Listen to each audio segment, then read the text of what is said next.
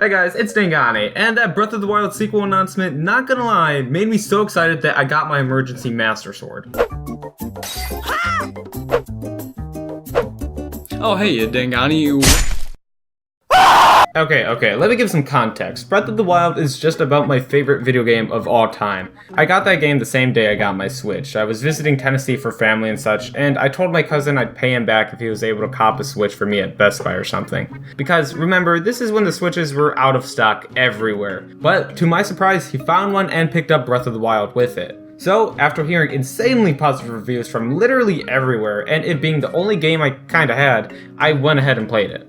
And man, I love this game. I've invested so much time into the world and exploration, and it essentially reintroduced the Zelda series to me. Because a while back before the Switch's reveal, I wasn't playing too many Nintendo games at the time, and especially Zelda games. But when I did play Breath of the Wild, I was reminded how god dang much I love this series. Now, you could probably classify me as like a newbie fanboy, since I still have a bunch of Zelda games I need to play, and Breath of the Wild is what made me go full fanboy mode. Ever since Breath of the Wild, I've had the Zelda series in my #1 spot for my favorite game series. Fantasy in general has always been one of my favorite genres. Whether it be in movies, shows, games, fantasy is just cool. But you see, Zelda is cooler. I got the Creating a Champion Breath of the Wild art book a while back, and for hours I would just look at the amazing artwork in the book. I just loved how exciting and creative everything was, and it felt like a whole behind the scenes look behind the world and everything. Seriously, just look at some of this fantastic art. This book is jam-packed with some awesome concepts that you can seriously see how much goes into making a character. Also, there's this. What is that? Before this, my only other fully played Zelda game was Ocarina of Time on the 3DS, which was what got me into the series as a whole. You see, at my age at the time, everyone already knew about Legend of Zelda and it being super iconic, yada yada yada. But playing it is just fun. It's being taken into a whole new world and getting invested into the universe. And now, after Breath of the Wild, I'm able to have the opportunity to really enjoy all the Zelda games that I haven't played. It got me to play one of my favorite Zelda games, Wind Waker, which I still have yet to beat, please don't kill me, I'm gonna beat it soon, and many more games. And with the Nintendo E3 Direct blowing me away with so many games being shown that I'm just super excited for. And of course, one of those games being the Breath of the Wild sequel that we saw.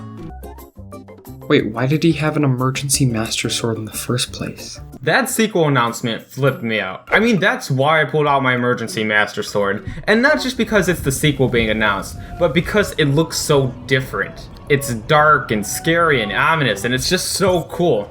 Zelda and Link are together now, they're underground or something, and it's just so interesting. And the music just screams weird and dark. I love it, and I'm beyond excited for this game.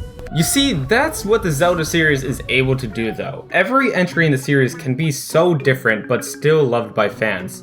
Almost all Zelda games are artistically different with different stories, art styles, visions, and it's only something I've seen with this series. You can get into the Zelda series with any game, like Wind Waker, and because it's this series, you're able to come to love and appreciate a totally different looking entry like Twilight Princess. Like, look how different these 3 upcoming Zelda games look. Totally different, but they're all Zelda, and they all look fantastic. I'm super excited for the Link's Awakening remaster and the Cadence of Hyrule game as well.